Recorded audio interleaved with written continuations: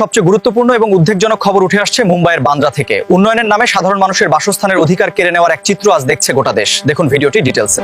মুম্বাইয়ের বান্দ্রা পূর্বের গরিবনগর এলাকায় আচমকা রেলওয়ে ও পুরসভার বুলডোজার অভিযানকে কেন্দ্র করে চরম আতঙ্ক ও ক্ষোভের সৃষ্টি হয়েছে। দীর্ঘ কয়েক দশক ধরে বসবাসকারী সাধারণ মানুষের ঘরবাড়ি কোনো বিকল্প ব্যবস্থা ছাড়াই নির্মমভাবে গুঁড়িয়ে দেওয়া হচ্ছে বলে গুরুতর অভিযোগ উঠেছে প্রশাসনের বিরুদ্ধে।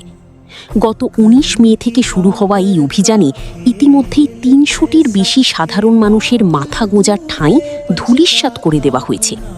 পরিস্থিতি সবচেয়ে বেশি হৃদয় বিদারক এবং উত্তপ্ত হয়ে ওঠে ২০ মে বিকালে, যখন এলাকার একটি বহু পুরনো মসজিদে বুলডোজার চালায় প্রশাসন। স্থানীয় বাসিন্দাদের জোরালো দাবি, এই মসজিদটি কোনোভাবেই বেআইনি জমিতে ছিল না, বরং তার নিজস্ব জায়গাতেই দীর্ঘকাল ধরে অবস্থিত ছিল। নিজেদের ধর্মস্থান এবং সেই সম্বলটুকু চোখের সামনে ধ্বংস হতে দেখে এলাকার সাধারণ মানুষ তীব্র প্রতিবাদে ফেটে পড়েন।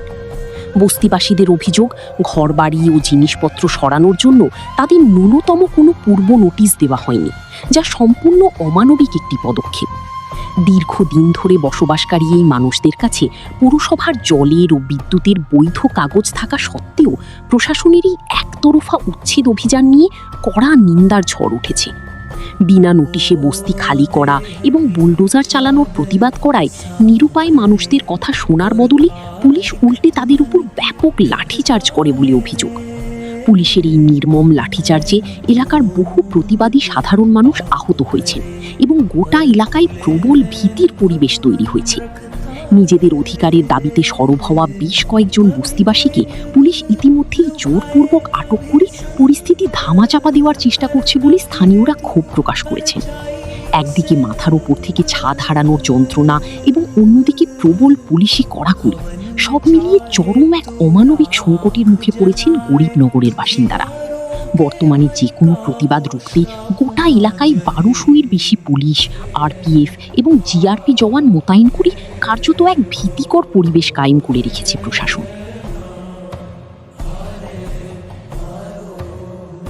সাধারণ মানুষের এই দুর্দশার কথা প্রশাসনের কানে পৌঁছাবে কিনা, নাকি যন্ত্রের শব্দে তা চিরতরে হারিয়ে যাবে, সেটাই এখন সবচেয়ে বড় প্রশ্ন। আজকের মতো এই বিশেষ সংবাদ এখানেই শেষ করছি। আরও খবরের আপডেটের জন্য সঙ্গে থাকুন।